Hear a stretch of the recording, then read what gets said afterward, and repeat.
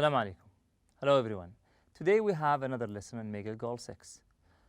But firstly, we will start with a quick overview for the previous lesson, which was reading. In the previous lesson, we had reading and vocabulary building lesson, and we focused in this lesson on reading an article that has 3 stories of people who survived against the odds. We listened to these stories, we learned some of the words, and we linked them with their definitions. Here we have a list of these words. We started with the first one, which is detectable. Number 2, disoriented. Number 3, exhilarating. Number 4, haggard. Number 5, hallucinating. Number 6, intact, reception. And the last one is startling. We talked about the first one. We said that detectable means something that can be found. Number 2, disoriented, something that can cause confusion, and the answer is H. Number 3, exhilarating is G, causing a strong feeling of excitement and happiness. Haggard is C, very thin and tired. Number 5, hallucinating is B, imagining things that are not real. Number 6, intact, remaining whole and unharmed. The answer is A. 7 is reception, the quality of radio waves received by a device. The answer is E. Number 8, startling, is very surprising, and the answer is F. We had pre-reading warm-up. We talked about what we are going to read together. We discussed some of the things that could happen for a person when things happen against the odds, and we asked you to tell some of the stories that happened to you or something that you have heard or read in your life. After that, we read these 3 stories. Then we answered the questions for the following. We answered the questions of the following questions here in this after reading part. Today, on page 28, we have a writing lesson. We are going today to focus on one of the disasters, which is the heat wave. As you can see here, the title, Caught in a Heat Wave Without Electricity. But before we start reading the introduction and the tips, we will go to some of the questions that could help us think and reflect upon what we are going to read. Number 1, what would constitute a heat wave in your area?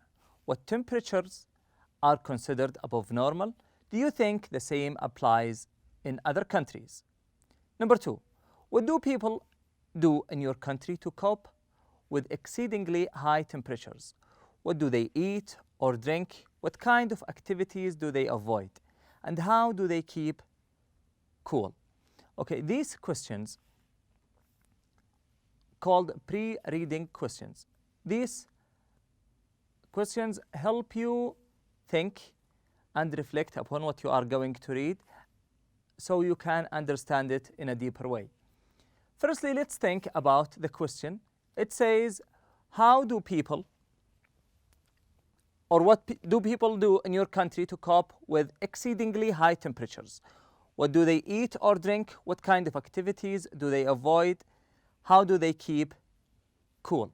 For example, you can say that people stay home during the day, they keep the air conditioning on, they run their errands at night. Okay, these are some of the suggestions for answer that you can use. Right now, before we start reading, you can pause the video and think about some of the things that you can come up with to avoid the heat waves. For example, if you live in a city where having heat waves is expected usually, think about the tips or advices that you could give for the people or the visitors for your city when they come in a time of heat waves? What are the things that you are going to write for them? What are the advices that you are going to give to them? You can pause the video right here and start writing your own tips. Okay, now let's go to the first part of the reading material. Caught in a heat wave without electricity. Page 28. 10. Writing. Caught in a heat wave without electricity.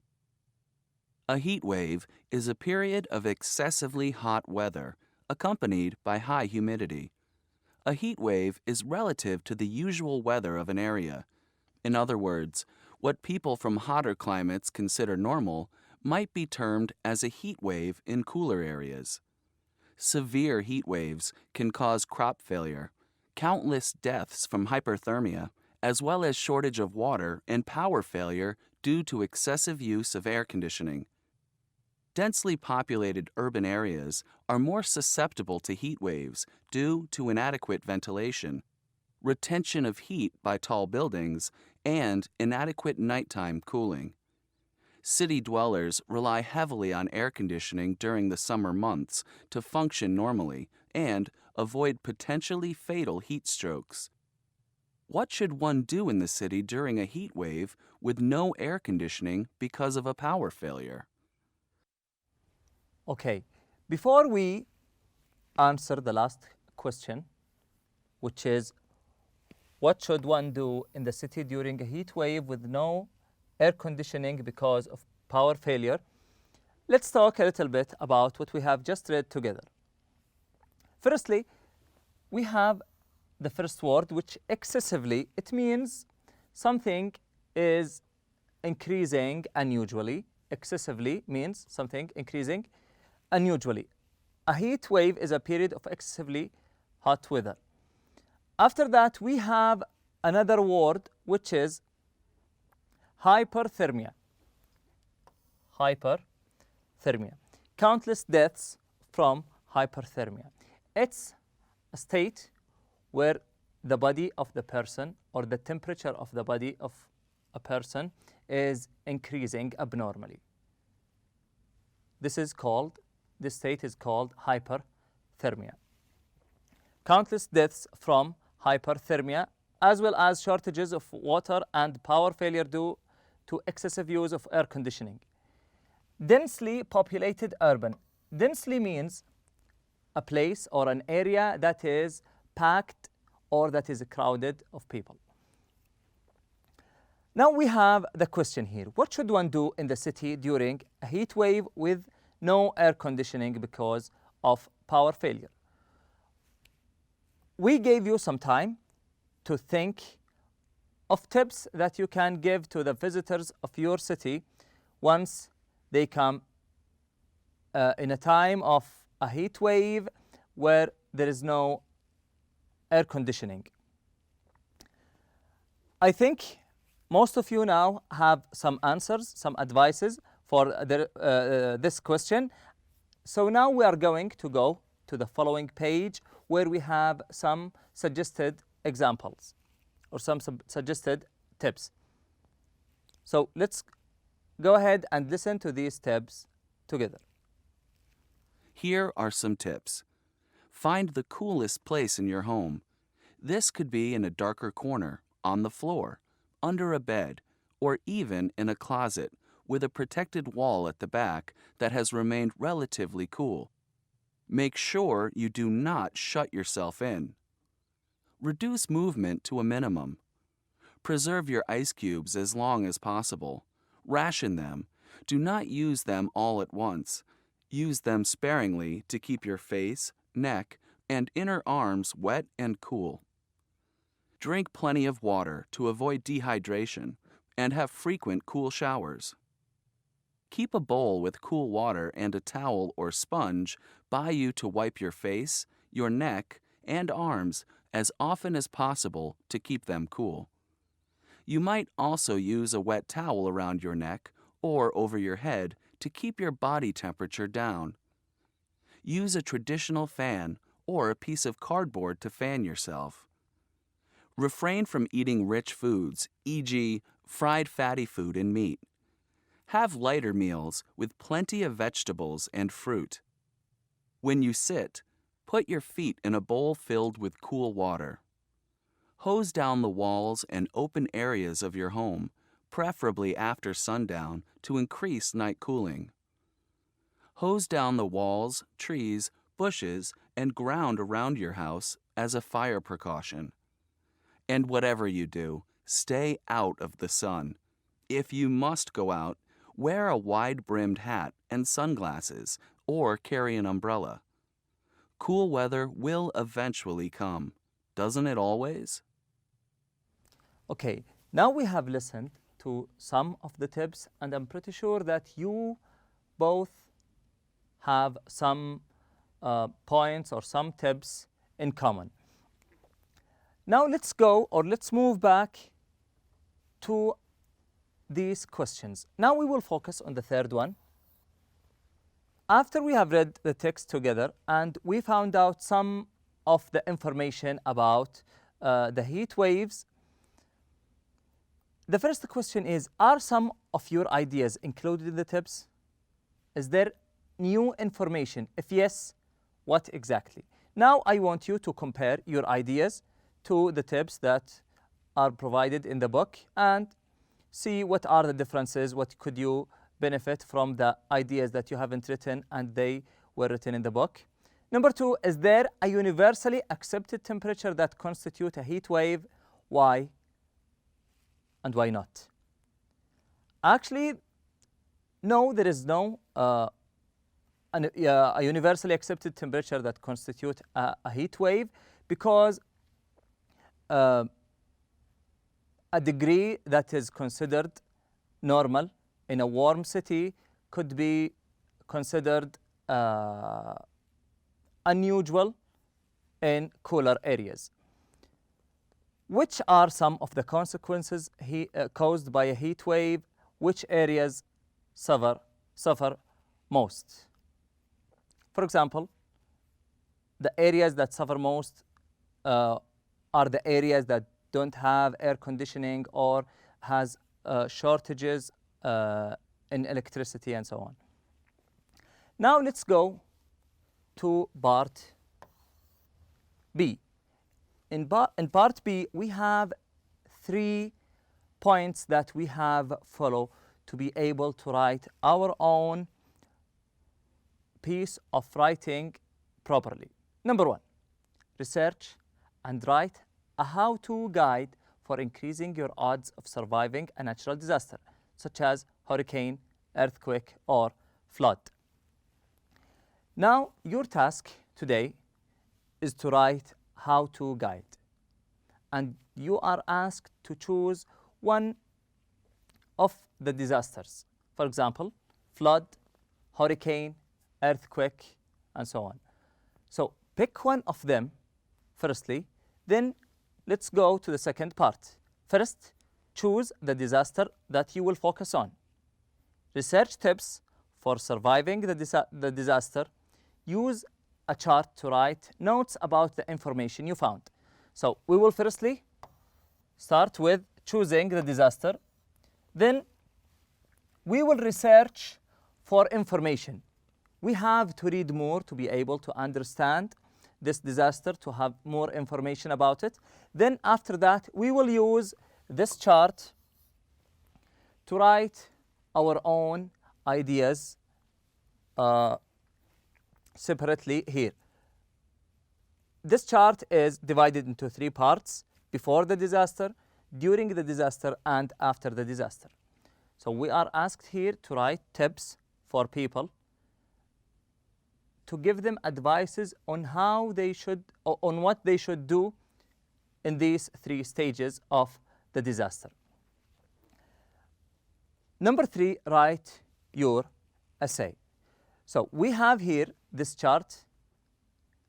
In this chart, we will write all of the ideas that we have in our mind in these 3 columns.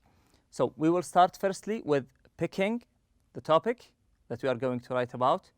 Number 2, we will research. We will try to find information. After that, we will try to gather all the tips that we can come up with and put them here in these 3 columns: before the disaster, during the disaster, and after the disaster. But firstly, let's take an example. Here we have a topic the same topic that we are asked to write about: improving your odds for surviving an earthquake. The title here, improving your odds for surviving an earthquake, means improving your chances or your opportunity to survive the earthquake. Earthquakes can be so strong that they can cause buildings and bridges to collapse in moments. They can cause such damage that they lead to secondary problems like fires and landslides. They are so dangerous that anyone living in an earthquake-prone area should learn tips and techniques for surviving earthquakes. There are many things you can do to improve your odds of surviving an earthquake. For example, after learning that an earthquake is likely to hit your area, you should. This is an example of a piece of writing that you can use to help you writing your own article or writing your own essay regarding the disasters. In this essay, the writer started with an introduction. In the introduction, the writer gave a definition or an overview of the earthquake, giving the causes or giving the consequences of the earthquake, saying that earthquakes can be so strong that they can cause buildings and bridges to collapse in moments. Then after that, the writer mentioned some of the dangers of the earthquakes. Then the writer moved to the part where he or she could give the tips for the readers so they can improve their odds for surviving an earthquake. Here in the writing corner, we have some advices that we can use to help us writing our own essays properly. Number 1, when you write a how-to guide, we have to focus on many things. Number 1, research and collect information. So don't start writing your own essay without gathering all the information you need. Number 2, make an outline. Include an introduction, guidelines, and a conclusion. So you can use the chart in the previous page to write down all the information or most of the information that you have in your mind. Include an introduction. In the introduction, you give an overview about the disaster that you are going to write about. In the guidelines, give the advices or the tips that you urge people to follow. Then in the conclusion, try to sum up what you have written. Number 3, address your readers directly. Number 4, think about your readers and the position they are in. Number 5, avoid including terrifying stories and consequences. Number 6, focus on prevention. Number 7, include humor if possible. Number 8, provide alternatives. This is the last part of our lesson today. Thank you all for attending our lesson, and I wish you enjoy the rest of the day. Assalamu alaikum.